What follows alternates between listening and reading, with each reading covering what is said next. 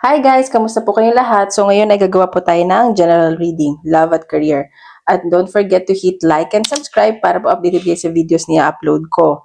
At paalala lang po, hindi po lahat ay makaka-resonate. So take what resonate and leave what doesn't, okay? At sa mga gusto mo pa private reading, message lang po ako sa Facebook or Instagram, nasa description box below, okay? So tingnan natin, simulan natin sa love life. General reading para sa love life.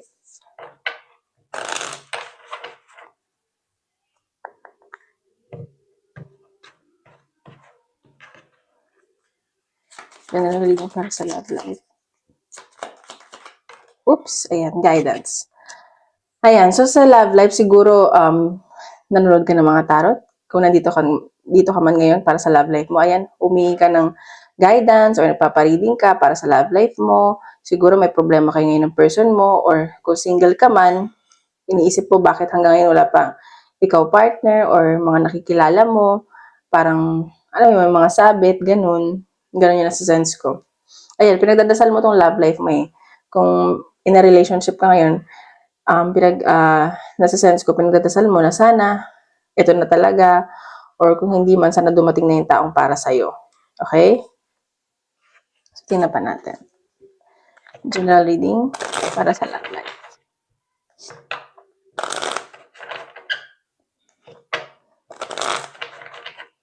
General reading para sa love life. Is natin ito. Medyo blurred ako na.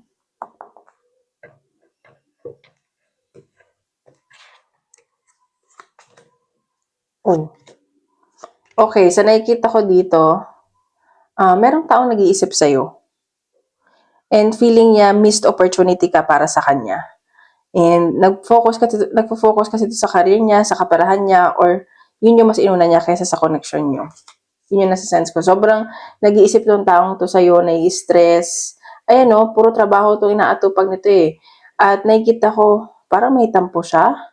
Feeling niya nilagay mo siya sa third party, ganun. Ayan. So, may nakikita kong celebration sa inyo. So, or sa kanya. Baka feeling niya may nakilala kang iba during celebration, ganun. Or masaya ka na, ganun. So, tingnan pa natin. Ito. Fresh from tarot cards na to. So, tingnan natin. Yan yung para sa love life. Spirit. Collective reading para sa love life.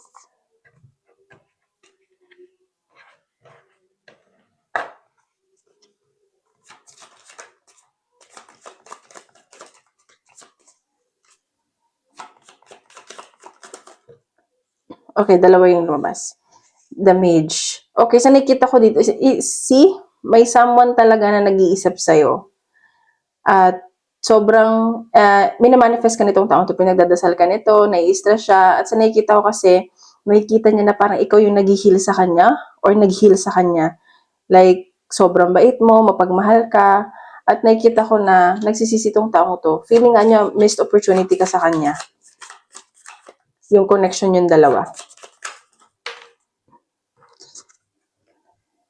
Power. So, ayan. So, nakikita ko dito, nag-focus talaga to sa, sa career, sa financial niya. At sa nakikita ko, mataas ang katungkulan na itong taong to. Mataas yung posisyon niya sa buhay, or mataas yung pangarap niya. At sa nakikita ko, tawag dito? Nawala ako. Like, spirit please. Nakikita niya nag-focus ka din sa kaperahan mo. At ibang-iba ka na ngayon. Ayan, no? Parang ang layo na ng narating mo, ganun. Tignan po natin. Then, see? Feeling niya sinira niya yung connection yung dalawa. Sobrang nanghihinayang tong taong na nasasaktan. Kasi parang may ending na nangyari sa inyo. Ayan. So, parang inano niya yung sarili niya. Alam mo yung binaling niya yung attention niya, kung ano pinagagawa niya. Ganun. Nanghihinayang tong taong to. Yun nasa sense ko. Tingnan pa natin. Ano ang possible na message niya sa'yo? Ay, message. Ano ba? Sorry. Tingnan pa natin kung ano papakita sa connection niya. Love life ng collective.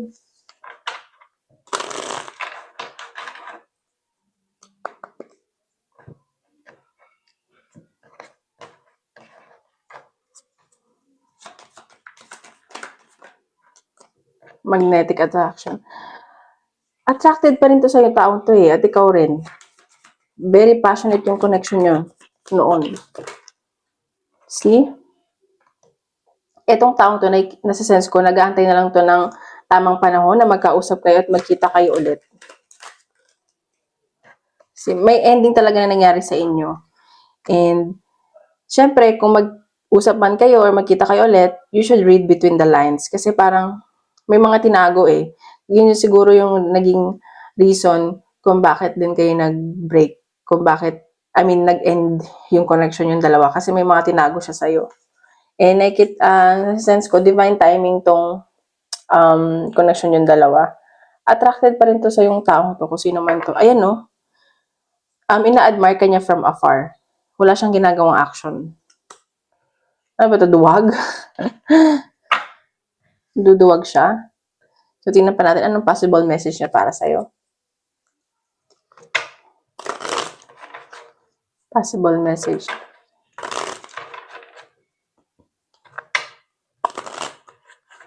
Oops.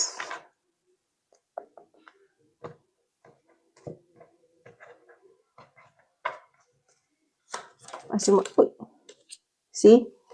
Sobrang nag-iisip to sa'yo. As in, napupuyat to kakaisip sa'yo. Hindi siya makatulog. Iniisip-isip ka na itong taong to.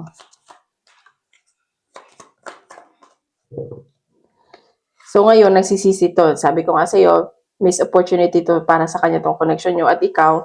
At ngayon, naiintindihan niya na gusto ka pala talaga niya. Na mahal ka pala niya. And I know I was a distraction from your pain. Pero iniisip kasi niya na parang naging rebound mo lang siya. Ganon. Ayun. Or vice versa. So, ganun yung sense ko. So, tingnan pa natin ang advice. Ay, sorry.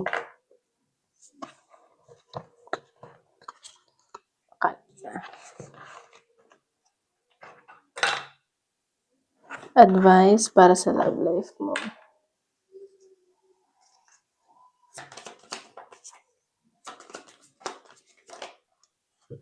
Protest, start a revolution. So, sinasabi dito na siguro maraming nainggit sa relasyon nyo, sa connection nyo. Maraming against sa relasyon nyo. Ang sinasabi dito na huwag kang makikinig doon. Kasi, alam mo, maapektuhan ka. Di ba sabi nga nila, like, huwag mo munang, kasi marami ng evil eye ngayon eh. Huwag mo munang ipagsasabi kung anong meron sa'yo. Mas okay yung private yung buhay mo para hindi masisira ng ibang tao. Maraming nagprotesta sa love life na to. So, sinasabi dito, huwag kang makikinig. Kasi naapektuhan ka eh, parang nasisira lalo yung connection nyo. So, next time, huwag ka na lang mag-share masyado sa mga, kahit sa mga friends mo or family mo. Mas okay itago mo. Ganun. Okay, yun lang po sa love life. So, tingnan natin ngayon sa career. Sa career naman.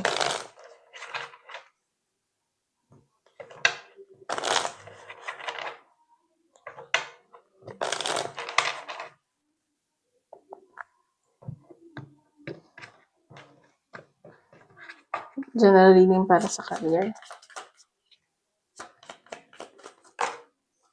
Oops.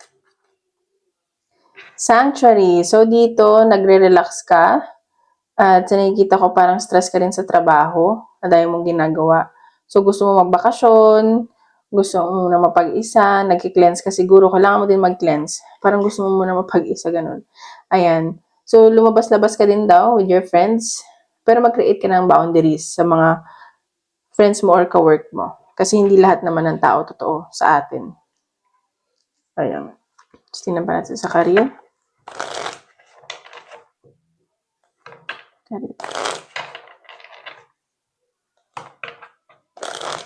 You need a break din daw. You need a break. Mag-travel ka, magbakasyon.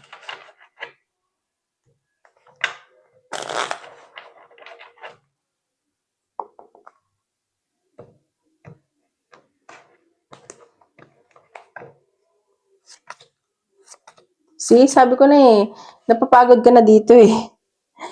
Napapagod ka na, parang feeling mo hindi ka nag-grow or walang improvement. Ayan, pero tuloy-tuloy naman ang pasok ng kaperahan mo. Ayan. So, nakikita ko dito, mabait ka. Ayan, siguro, iniisip mo din yung person mo. Or natatakot ka ng magkaroon ng connection dyan sa trabaho mo. Kasi baka feeling mo mabebetray ka. Ayan. So, mag-ingat ka na lang sa mga pinagkakatiwalaan mo, sa mga kinakausap mo, kasi may pagdadalawang isip na dito eh. Or dyan sa career mo, nagdadalawang isip ka na kasi feeling mo hindi ka na nag-grow. So, tingnan pa natin. O gusto mo na lang mag-business. Career.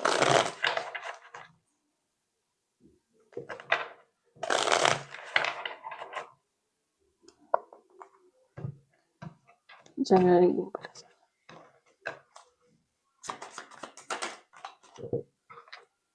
Live and learn. Ayan. So, gusto mo pa mag-expand yung mga nalalaman mo. Siguro kailangan mo mag-seminar, mag-training ka, mag-workshop, ganun.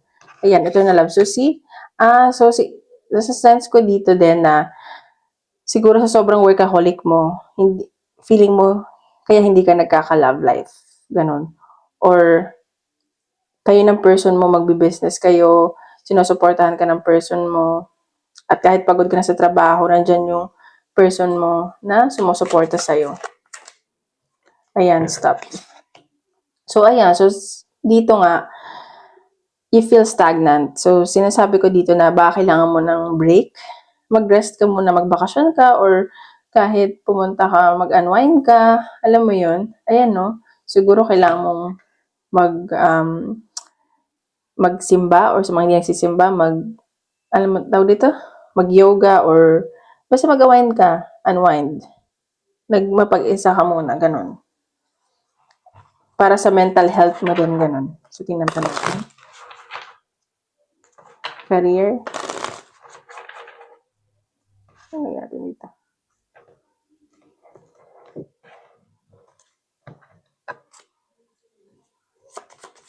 Career. Ayan, disappointment. See? So, baka nai-stress ka na dito, may mga disappointment ka dyan sa career mo, kasi nga baka walang improvement, ganun. Ayan. Gusto mo na lang sigurong mag-business, and may binabalanse ka dito eh. Siguro nga, ayan, pinipili mo maging employee ka, or mag-business na lang. Kasi, kung tutuusin, marami kang potential. Marami kang pwede pang ibigay. Alam mo yun?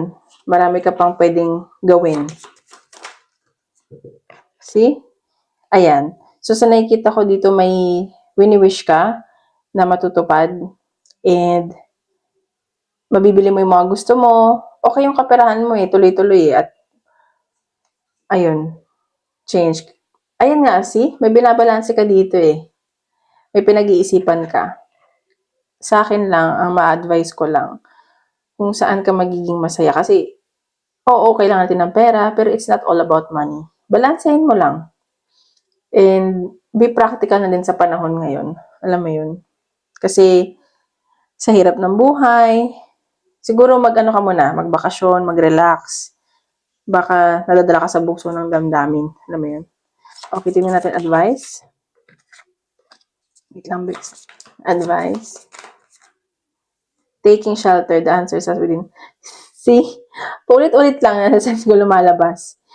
Kailangan mo munang mag-unwind. Kailangan mo ng oras para sa sarili mo, mag-isip-isip. Take a break. Sometimes, kahit sobrang pagod tayo, kailangan lang talaga nating magpahinga.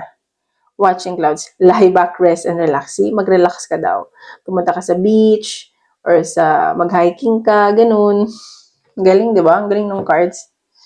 Thank you, Spirit and guides. Okay, so isip ka ng question. Tingnan natin kung anong sasagot ng Spirit. Isip ka ng question. Sabihin mo yung question mo 3 times.